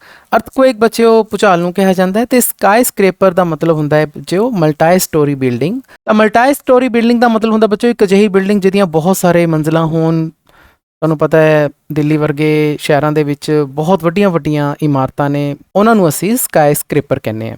ਤਾਂ ਜਿਵੇਂ ਇੱਕ ਅਰਥਕੁਏਕ ਦੇ ਵਿੱਚ ਸਕਾਈ ਸਕ੍ਰੇਪਰ ਨੀਚੇ ਗਿਰਦੀ ਹੈ, ਬਿਲਕੁਲ ਉਸੇ ਤਰ੍ਹਾਂ ਹੀ ਇਹ ਦਰਖਤ ਨੀਚੇ ਗਿਰ ਗਿਆ। ਤਾਂ ਅਸੀਂ ਇੱਥੇ ਕਹਿ ਸਕਦੇ ਹਾਂ ਬੱਚਿਓ ਇਸ ਟਰੀ ਨੂੰ ਸਕਾਈ ਸਕ੍ਰੇਪਰ ਦੇ ਨਾਲ ਲਾਇਕ ਲਗਾ ਕੇ ਕੰਪੈਰੀਜ਼ਨ ਕੀਤਾ ਗਿਆ। ਤਾਂ ਅਸੀਂ ਕਹਿ ਸਕਦੇ ਹਾਂ ਕਿ ਇਹ ਵਾਲੀ ਲਾਈਨ ਦੇ ਵਿੱਚ ਸਿਮਲੀ ਯੂਜ਼ ਹੋਈ ਹੈ। They have been gone now for hours. ਕਹਿੰਦੇ ਹੁਣ ਉਹਨਾਂ ਨੂੰ ਗਏ ਹੋਏ ਘੰਟੇ ਹੀ ਬੀਤ ਗਏ। ਇੱਥੇ ਦੇ ਦਾ ਮਤਲਬ ਕਿਹਨੂੰ ਕਿਹਾ ਗਿਆ? ਦੇ ਦਾ ਮਤਲਬ ਬੱਚਿਓ ਗਵਰਨਮੈਂਟ ਅਫੀਸ਼ੀਅਲਸ ਨੂੰ ਕਿਹਾ ਗਿਆ, ਉਹਨਾਂ ਸਰਕਾਰੀ ਅਧਿਕਾਰੀਆਂ ਨੂੰ ਕਿਹਾ ਗਿਆ ਜਿਨ੍ਹਾਂ ਦੀ ਇਹ ਡਿਊਟੀ ਬਣਦੀ ਹੈ ਕਿ ਜੇਕਰ ਕੋਈ ਦਰਖਤ ਗਿਰ ਜੇ ਉਸ ਨੂੰ ਨਾਲ ਦੀ ਨਾਲ ਉਹਨਾਂ ਨੇ ਚੱਕਣਾ ਹੁੰਦਾ, ਤਾਂ ਕਿ ਲੋਕਾਂ ਨੂੰ ਕਿਸੇ ਤਰ੍ਹਾਂ ਦੀ ਅਸੁਵਿਧਾ ਦੀ ਪ੍ਰੋਬਲਮ ਨਾ ਆਵੇ। ਪਰ ਉਹਨਾਂ ਨੂੰ ਗਏ ਹੋਇਆਂ ਨੂੰ ਤਾਂ ਘੰਟੇ ਹੀ ਹੋ ਗਏ, 4 ਆਵਰਸ। 4 ਆਵਰਸ ਦਾ ਮਤਲਬ ਇਨਡੈਫੀਨਿਟ ਪੀਰੀਅਡ ਆਫ ਟਾਈਮ, ਕਿ ਅਜਿਹਾ ਸਮਾਂ ਜਿਹਦਾ ਕੋਈ ਅੰਤਰਾਲ ਹੀ ਨਹੀਂ ਹੈ, ਬਹੁਤ ਵੱਡੀ ਡਿਊਰੇਸ਼ਨ, ਕਿ ਪਤਾ ਹੀ ਨਹੀਂ ਕਿੰਨਾ ਸਮਾਂ ਹੋ ਗਿਆ ਉਹਨਾਂ ਨੂੰ ਗਿਆ ਨੂੰ। ਕਾਹਦੇ ਲਈ ਗਏ ਨੇ? To fetch their massive cranes. ਤਾਂ ਕਿ ਉਹ ਆਪਣੀਆਂ, ਇੱਥੇ ਦੇਅਰ ਦਾ ਮਤਲਬ ਉਹਨਾਂ ਗਵਰਨਮੈਂਟ ਅਫੀਸ਼ੀਅਲਸ ਤੋਂ ਹੀ ਹੈ ਕਿ ਉਹ ਆਪਣੀਆਂ ਮੈਸਿਵ ਦਾ ਮਤਲਬ ਬੱਚਿਓ ਵੈਰੀ ਬਿਗ, ਵੱਡੀਆਂ ਕਰੇਨਾਂ ਲੈ ਕੇ ਆਉਣ। ਕ੍ਰੇਨਸ ਸ਼ਬਦ ਤੁਹਾਡੇ ਬੱਚਿਓ ਗਲੋਸਰੀ 'ਚ ਵੀ ਪਿਆ। ਤਾਂ 24th ਲਾਈਨ ਦੇ ਵਿੱਚ ਕ੍ਰੇਨ ਸ਼ਬਦ ਆਇਆ ਜੀ machine for lifting heavy loads. ਤਾਂ ਤੁਸੀਂ ਬੱਚਿਓ ਇਹ ਕ੍ਰੇਨਸ ਮਸ਼ੀਨਾਂ ਦੇਖੀਆਂ ਹੋਣਗੀਆਂ, ਤਾਂ ਵੱਡੇ ਲੋਡਸ ਨੂੰ ਚੱਕਣ ਦੇ ਲਈ ਜਾਂ ਖੁਦਾਈ ਕਰਨ ਦੇ ਲਈ ਵੀ ਇਹ ਕ੍ਰੇਨ ਮਸ਼ੀਨਾਂ ਯੂਜ਼ ਹੁੰਦੀਆਂ ਨੇ। ਤਾਂ ਹੁਣ ਇਹ ਜਿਹੜੇ ਗਵਰਨਮੈਂਟ ਅਫੀਸ਼ੀਅਲਸ ਨੇ ਉਹ ਆਪਣੀਆਂ ਕ੍ਰੇਨਾਂ ਲੈਣ ਗਏ ਹੋਏ ਨੇ ਤਾਂ ਕਿ ਉਹ ਇਸ ਦਰਖਤ ਨੂੰ ਚੱਕ ਸਕਣ, ਪਰ ਉਹਨਾਂ ਨੂੰ ਗਇਆਂ ਨੂੰ ਤਾਂ 4 ਆਵਰਸ ਪਤਾ ਨਹੀਂ ਕਿੰਨਾ ਹੀ ਸਮਾਂ ਹੋ ਗਿਆ। ਤਾਂ ਹੁਣ ਇਹ ਕ੍ਰੇਨਸ ਕਿਉਂ ਲੈਣ ਗਏ ਨੇ? To remove the monster from the way, ਤਾਂ ਕਿ ਇਸ ਮੌਨਸਟਰ ਨੂੰ ਦੂਰ ਕਰ ਸਕਣ ਰਸਤੇ ਤੋਂ, ਫਰੋਮ ਦਾ ਵੇ। ਹੁਣ ਇੱਥੇ ਬੱਚਿਓ ਮੌਨਸਟਰ ਦਾ ਮਤਲਬ ਹੁੰਦਾ ਹੈ ਜਾਇੰਟ, ਜਾਂ ਤੁਸੀਂ ਪੰਜਾਬੀ 'ਚ ਉਸ ਨੂੰ ਰਾਖਸ਼ਸ ਵੀ ਕਹਿ ਸਕਦੇ ਹੋ, ਕਿ ਇਸ ਰਾਖਸ਼ਸ ਨੂੰ, ਇਸ ਜਾਇੰਟ ਨੂੰ, ਇਸ ਮੌਨਸਟਰ ਨੂੰ ਰਸਤੇ ਤੋਂ ਹਟਾਇਆ ਜਾਵੇ। ਤਾਂ ਸਟੂਡੈਂਟਸ ਅਸੀਂ ਇੱਥੇ ਕਹਿ ਸਕਦੇ ਹਾਂ ਕਿ ਇੱਥੇ ਟਰੀ ਨੂੰ ਇੱਕ ਮੌਨਸਟਰ ਦੇ ਨਾਲ, ਰਾਖਸ਼ਸ ਦੇ ਨਾਲ, ਜਾਇੰਟ ਦੇ ਨਾਲ ਕਵੀ ਨੇ ਕੰਪੈਰੀਜ਼ਨ ਕੀਤਾ ਹੈ। ਹੁਣ ਇੱਥੇ ਕੰਪੈਰੀਜ਼ਨ ਲਾਇਕ ਜਾਂ ਐਜ਼ ਲਾ ਕੇ ਤਾਂ ਨਹੀਂ ਹੋਇਆ, ਇਸ ਕਰਕੇ ਅਸੀਂ ਇੱਥੇ ਕਹਿ ਸਕਦੇ ਹਾਂ ਕਿ ਇੱਥੇ ਮੈਟਾਫੋਰ ਇਸ ਲਾਈਨ ਦੇ ਵਿੱਚ ਯੂਜ਼ ਹੋਇਆ, ਕਿਉਂਕਿ ਟਰੀ ਨੂੰ ਮੌਨਸਟਰ ਬਣਾਇਆ ਗਿਆ ਹੈ, ਟਰੀ ਨੂੰ ਮੌਨਸਟਰ ਦੀ ਸ਼ੇਪ ਦੇ ਵਿੱਚ ਕਵੀ ਨੇ ਪੇਸ਼ ਕੀਤਾ ਹੈ। ਪਰ ਹੁਣ ਸਾਨੂੰ ਪਤਾ ਹੈ ਕਿ ਟ੍ਰੈਫਿਕ ਤਾਂ ਜਾਮ ਹੋਈ ਹੈ, ਦਰਖਤ ਗਿਰਿਆ ਹੋਇਆ ਹੈ ਸੜਕ ਦੇ ਉੱਪਰ, ਟ੍ਰੈਫਿਕ ਜਾਮ ਹੋਈ ਵੀ ਹੈ, ਤਾਂ ਲੋਕ ਤਾਂ ਉੱਥੇ ਖੜੇ ਨੇ। ਦਾ ਟ੍ਰੈਫਿਕ ਕੈਨ ਵੇਟ ਪੇਸ਼ੈਂਟਲੀ। ਹੁਣ ਇਹਨਾਂ ਲੋਕਾਂ ਨੂੰ ਇਹ ਲੱਗਦਾ ਹੈ, ਇਹ ਜਿਹੜੇ ਦੇ ਦਾ ਮਤਲਬ ਗਵਰਨਮੈਂਟ ਅਫੀਸ਼ੀਅਲਸ ਜਿਹੜੇ ਇਹ ਕ੍ਰੇਨਾਂ ਲੈਣ ਗਏ ਹੋਏ ਨੇ, ਇਹਨਾਂ ਨੂੰ ਇਹ ਲੱਗਦਾ ਹੈ ਕਿ ਟ੍ਰੈਫਿਕ ਵੇਟ ਕਰ ਸਕਦੀ ਹੈ, ਤਾਂ ਵਿਹਲੀ ਹੈ, ਇਹ ਤਾਂ ਵੇਟ ਕਰ ਸਕਦੀ ਹੈ ਪੇਸ਼ੈਂਟਲੀ, ਤੇ ਆਰਾਮ ਨਾਲ ਕਰੂਗੀ, ਸਬਰ ਨਾਲ ਕਰੂਗੀ ਵੇਟ। ਤਾਂ ਬੱਚਿਓ ਜਿਹੜਾ ਲਾਸਟ ਸਟੈਂਜ਼ਾ ਹੈ ਬਹੁਤ ਹੀ ਜ਼ਿਆਦਾ ਇੰਪੋਰਟੈਂਟ ਹੈ। ਇਸ ਨੂੰ ਸਮਝਣ ਦੇ ਲਈ ਸਾਨੂੰ ਫਿਰ ਆਪਣੀ ਸੋਸ਼ਲ ਪ੍ਰੋਬਲਮ ਵੱਲ ਆਉਣਾ ਪਏਗਾ। ਤਾਂ ਅਸੀਂ ਇੱਕ ਐਗਜ਼ਾਮਪਲ ਅਨਇੰਪਲੋਇਮੈਂਟ ਦੀ ਲੈ ਕੇ ਚੱਲ ਰਹੇ ਹਾਂ। ਹੁਣ ਅਨਇੰਪਲੋਇਮੈਂਟ ਵਰਗੀ ਆਫਤ ਸਾਡੇ ਸਿਰ ਤੇ ਆ ਕੇ ਡਿੱਗੀ। ਹੁਣ ਇਸ ਅਨਇੰਪਲੋਇਮੈਂਟ ਦੀ ਪ੍ਰੋਬਲਮ ਨੂੰ ਸੋਲਵ ਕਰਨ ਦੇ ਲਈ ਗਵਰਨਮੈਂਟ ਅਫੀਸ਼ੀਅਲਸ ਬਹੁਤ ਸਮੇਂ ਤੋਂ ਸੋਚ ਵਿਚਾਰ ਕਰੀ ਜਾ ਰਹੇ ਨੇ। ਹੁਣ ਉਹ ਤਰ੍ਹਾਂ ਦੇ ਤਰੀਕੇ ਲੱਭ ਰਹੇ ਨੇ ਕਿ ਆਪਾਂ ਇਸ ਪ੍ਰੋਬਲਮ ਨੂੰ ਸੋਲਵ ਕਰ ਲਈਏ। ਸੋਲਵ ਨਹੀਂ ਹੋ ਰਹੀ, ਪ੍ਰੋਬਲਮ ਹਜੇ ਵੀ ਅਨਸੋਲਵਡ ਹੈ ਅਨਇੰਪਲੋਇਮੈਂਟ ਦੀ। ਗਵਰਨਮੈਂਟ ਅਫੀਸ਼ੀਅਲਸ ਗਏ ਹੋਏ ਨੇ ਇੱਧਰ ਉੱਧਰ, ਹੋ ਸਕਦਾ ਹੈ ਕਿ ਉਹ ਵਰਲਡ ਟੂਰ 'ਤੇ ਵੀ ਜਾ ਕੇ ਆਉਣ ਕਿ ਬਾਕੀ ਦੇਸ਼ਾਂ 'ਚ ਜਾ ਕੇ ਦੇਖੀਏ ਜੀ ਕਿ ਪ੍ਰੋਬਲਮ ਕਿਵੇਂ ਸੋਲਵ ਹੁੰਦੀ ਹੈ, ਫਿਰ ਆ ਕੇ ਆਪਾਂ ਆਪਣੀ ਕੰਟਰੀ ਦੀ ਪ੍ਰੋਬਲਮ ਵੀ ਸੋਲਵ ਕਰਾਂਗੇ। ਤਾਂ ਅਸੀਂ ਇਸ ਤਰੀਕੇ ਨਾਲ ਇਸ ਨੂੰ ਸਮਝ ਸਕਦੇ ਹਾਂ। ਪਰ ਹੁਣ ਸਾਡੀ ਜਨਤਾ ਤਾਂ ਵਿਚਾਰੀ ਅਨਇੰਪਲੋਇਮੈਂਟ ਦਾ ਸ਼ਿਕਾਰ ਹੋ ਰਹੀ ਹੈ ਨਾ, ਕਿਉਂਕਿ ਇਹ ਪ੍ਰੋਬਲਮ ਤਾਂ ਆ ਕੇ ਉਹਨਾਂ ਦੇ ਸਿਰਾਂ 'ਤੇ ਪੈ ਗਈ। ਹੁਣ ਉਹ ਵਿਚਾਰੀ ਜਨਤਾ ਵੇਟ ਕਰ ਰਹੀ ਹੈ। ਉਹਨਾਂ ਲੋਕਾਂ ਨੂੰ ਵੀ ਇਹ ਲੱਗਦਾ ਹੈ ਕਿ ਜਨਤਾ ਤਾਂ ਸਾਡੀ ਬੜੀ ਸਿਆਣੀ ਹੈ, ਪੇਸ਼ੈਂਟਲੀ ਵੇਟ ਕਰੂਗੀ, ਸਬਰ ਨਾਲ ਵੇਟ ਕਰੂਗੀ। ਤਾਂ ਬੱਚਿਓ ਲਾਸਟ ਸਟੈਂਜ਼ੇ ਦੇ ਵਿੱਚ ਨਾ ਗਵਰਨਮੈਂਟ ਅਫੀਸ਼ੀਅਲਸ ਤੇ ਦਾ ਟ੍ਰੈਫਿਕ ਦਾ ਮਤਲਬ ਇੱਥੇ ਕੀ ਹੈ? ਦਾ ਟ੍ਰੈਫਿਕ ਸ਼ਬਦ ਦਾ ਮਤਲਬ ਸਮਝਣਾ ਜ਼ਰੂਰੀ ਹੈ। ਦਾ ਟ੍ਰੈਫਿਕ ਸ਼ਬਦ ਦਾ ਮਤਲਬ ਹੈ ਬੱਚਿਓ ਇੰਡੀਅਨਸ, ਅਸੀਂ ਭਾਰਤੀ ਲੋਕ ਬੜੇ ਪੇਸ਼ੈਂਟਲੀ ਅਸੀਂ ਵੇਟ ਕਰਦੇ ਹਾਂ ਕਿ ਹਾਂ ਇਹ ਪ੍ਰੋਬਲਮ ਸੋਲਵ ਹੋ ਜਾਊਗੀ। ਆਪ ਕੁਛ ਨਹੀਂ ਕਰਨ ਦੀ ਕੋਸ਼ਿਸ਼ ਕਰਦੇ ਕਿ ਆਪ ਵੀ ਆਪਾਂ ਕੋਸ਼ਿਸ਼ ਕਰੀਏ ਨਾ ਇਸ ਪ੍ਰੋਬਲਮ ਨੂੰ ਸੋਲਵ ਕਰਨ ਦੀ, ਆਪ ਵੀ ਅਸੀਂ ਗਵਰਨਮੈਂਟ ਦੇ ਨਾਲ ਹੱਥ ਵਟਾਈਏ। ਨਹੀਂ, ਗਲਤੀ ਕਿੱਥੇ ਹੋ ਰਹੀ ਹੈ ਬੱਚਿਓ? ਗਲਤੀ ਇਹਨਾਂ ਦੋਨਾਂ ਵੱਲੋਂ ਹੋ ਰਹੀ ਹੈ, ਦੇ ਵੱਲੋਂ ਵੀ, ਗਵਰਨਮੈਂਟ ਅਫੀਸ਼ੀਅਲਸ ਵੱਲੋਂ ਵੀ, ਤੇ ਦਾ ਟ੍ਰੈਫਿਕ ਵੱਲੋਂ ਵੀ, ਇੰਡੀਅਨ ਲੋਕਾਂ ਵੱਲੋਂ ਵੀ। ਗਵਰਨਮੈਂਟ ਅਫੀਸ਼ੀਅਲਸ ਟਾਈਮ ਤੇ ਟਾਈਮ ਲੈ ਰਹੇ ਨੇ। ਮੈਂ ਤੁਹਾਨੂੰ ਪਹਿਲਾਂ ਦੱਸਿਆ ਸੀ ਨਾ ਕਿ ਇਹ ਜਿਹੜੀ ਪੋਇਮ ਹੈ ਇਹ ਥੀਮ ਆਫ ਪ੍ਰੋਕ੍ਰੈਸਟੀਨੇਸ਼ਨ ਤੇ ਬੇਸਡ ਹੈ, ਕਿ ਗਵਰਨਮੈਂਟ ਅਫੀਸ਼ੀਅਲਸ ਟਾਈਮ ਤੇ ਟਾਈਮ ਲੈਂਦੇ ਨੇ, ਅੱਗੇ ਤੋਂ ਅੱਗੇ ਪ੍ਰੋਬਲਮ ਨੂੰ ਪਾਈ ਜਾਂਦੇ ਨੇ ਕਿ ਚਲੋ ਕੱਲ੍ਹ ਨੂੰ ਸੋਲਵ ਕਰ ਲਾਂਗੇ, ਪਰਸੋਂ ਸੋਲਵ ਕਰ ਲਾਂਗੇ। ਤਾਂ ਗਵਰਨਮੈਂਟ ਅਫੀਸ਼ੀਅਲ ਵੱਲੋਂ ਤਾਂ ਇਹ ਗਲਤੀ ਹੁੰਦੀ ਹੈ ਕਿ ਉਹ ਪ੍ਰੋਬਲਮ ਨੂੰ ਮੌਕੇ 'ਤੇ ਸੋਲਵ ਕਰਨ ਦੀ ਕੋਸ਼ਿਸ਼ ਨਹੀਂ ਕਰਦੇ। ਪਰ ਜਿਹੜੇ ਇੰਡੀਅਨ ਲੋਕ ਨੇ ਇਹ ਖੁਦ ਵੀ ਕੋਸ਼ਿਸ਼ ਨਹੀਂ ਕਰਦੇ ਕਿ ਆਪਾਂ ਵੀ ਇਹ ਪ੍ਰੋਬਲਮ ਨੂੰ ਸੋਲਵ ਕਰਨ ਦੇ ਵਿੱਚ ਕੋਈ ਭਾਗੀਦਾਰੀ ਕਰੀਏ। ਤਾਂ ਇਸ ਪੋਇਮ ਦੇ ਵਿੱਚ ਬੱਚਿਓ ਕਵੀ ਨੇ ਦੋਨਾਂ ਤਬਕਿਆਂ 'ਤੇ ਹੀ ਸੈਟਾਇਰ ਕੀਤਾ ਹੈ, ਦੋਨਾਂ 'ਤੇ ਹੀ ਵਿਅੰਗ ਕੀਤਾ ਹੈ। ਤਾਂ ਉਮੀਦ ਹੈ ਬੱਚਿਓ ਕਿ ਤੁਹਾਨੂੰ ਇਹ ਸਾਰੀ ਪੋਇਮ ਸਮਝ ਆ ਗਈ ਹੋਏਗੀ। ਫਿਰ ਵੀ ਜੇਕਰ ਤੁਹਾਡੀ ਕੋਈ ਪ੍ਰੋਬਲਮ ਹੈ ਤਾਂ ਤੁਸੀਂ ਮੈਨੂੰ ਕਮੈਂਟ ਸੈਕਸ਼ਨ ਦੇ ਵਿੱਚ ਪੁੱਛ ਸਕਦੇ ਹੋ। ਪੋਇਮ ਤੇ ਐਂਡ 'ਤੇ ਮੈਂ ਤੁਹਾਨੂੰ ਆਪਣੇ ਦੁਆਰਾ ਬਣਾਏ ਹੋਏ +2 ਇੰਗਲਿਸ਼ ਇਲੈਕਟਿਵ ਦੇ ਹੋਰ ਬਹੁਤ ਸਾਰੀਆਂ ਪੋਇਮਸ ਦੇ ਐਕਸਪਲੇਨੇਸ਼ਨ ਦੇ ਲਿੰਕਸ ਸਕਰੀਨ ਦੇ ਉੱਪਰ ਪ੍ਰੋਵਾਈਡ ਕਰ ਰਿਹਾ ਹਾਂ। ਨੈਕਸਟ ਵੀਡੀਓ ਦੇ ਵਿੱਚ ਆਪਾਂ ਇਸ ਪੋਇਮ ਦੇ ਕੁਐਸਚਨ ਆਨਸਰਸ ਨੂੰ ਡਿਸਕਸ ਕਰਾਂਗੇ ਜੀ। ਫਿਰ ਮਿਲਦੇ ਹਾਂ, ਧੰਨਵਾਦ।